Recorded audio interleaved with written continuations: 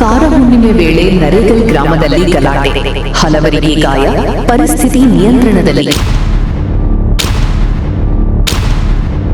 ಹಾವೇರಿ ಜಿಲ್ಲೆಯ ಹಾನಗಲ್ ತಾಲೂಕಿನ ನರೇಗಲ್ ಗ್ರಾಮದಲ್ಲಿ ಕಾರಹುಣ್ಣಿಮೆ ಅಂಗವಾಗಿ ಆಯೋಜಿಸಿದ್ದ ಹೋರಿ ಸ್ಪರ್ಧೆ ವೇಳೆ 2 ಗುಂಪುಗಳ ನಡುವೆ ಗಲಾಟೆ ನಡೆದಿದ್ದು ಹಲವರು ಗಾಯಗೊಂಡಿರುವ ಘಟನೆ ವರದಿಯಾಗಿದೆ. ಲಭ್ಯವಿರುವ ಮಾಹಿತಿಯ ಪ್ರಕಾರ ಮಸೀದಿ ಸಮೀಪದಲ್ಲಿ ಏಕಾಏಕಿ ಆರಂಭವಾದ ಗಲಾಟೆ ತೀವ್ರ ಸ್ವರೂಪ ಪಡೆದುಕೊಂಡಿದೆ. ಘಟನೆಯಲ್ಲಿ ಲೋಹಿತ್ ಕುರಬರ, ಶಿವರಾಜ ಕುರಬರ, ನಾಗಪ್ಪ ಕುರಬರ, ಜಯಪ್ಪ ಕುರಬರ, ನಿಂಗರಾಜ ಕುರಬರ ಹಾಗೂ ಮಲ್ಲಪ್ಪ ಕೂಡಮಗ್ಗಿ ಗಾಯಗೊಂಡಿದ್ದಾರೆ. ಗಾಯಾಳುಗಳನ್ನು ಹೆಚ್ಚಿನ ಚಿಕಿತ್ಸೆಗೆ ಹುಬ್ಬಳ್ಳಿಯ ಕಿಮ್ಸ್ ಆಸ್ಪತ್ರೆಗೆ ರವಾನಿಸಲಾಗಿದೆ. ಘಟನೆಗೆ ಸಂಬಂಧಿಸಿದಂತೆ ಕೆಲ ವ್ಯಕ್ತಿಗಳ ವಿರುದ್ಧ ಹಲ್ಲೆ ನಡೆಸಿದ ಆರೋಪ ಕೇಳಿಬಂದಿದ್ದು ಪೊಲೀಸರು ಪ್ರಕರಣದ ಕುರಿತು ತನಿಖೆ ನಡೆಸುತ್ತಿದ್ದಾರೆ. ಘಟನೆ ನಡೆದ ತಕ್ಷಣ ಹಾನಗಲ್ ಪೊಲೀಸ್ ಅಧಿಕಾರಿಗಳು ಸ್ಥಳಕ್ಕೆ ಭೇಟಿ ನೀಡಿ ಪರಿಸ್ಥಿತಿಯನ್ನು ನಿಯಂತ್ರಣಕ್ಕೆ ತಂದಿದ್ದಾರೆ.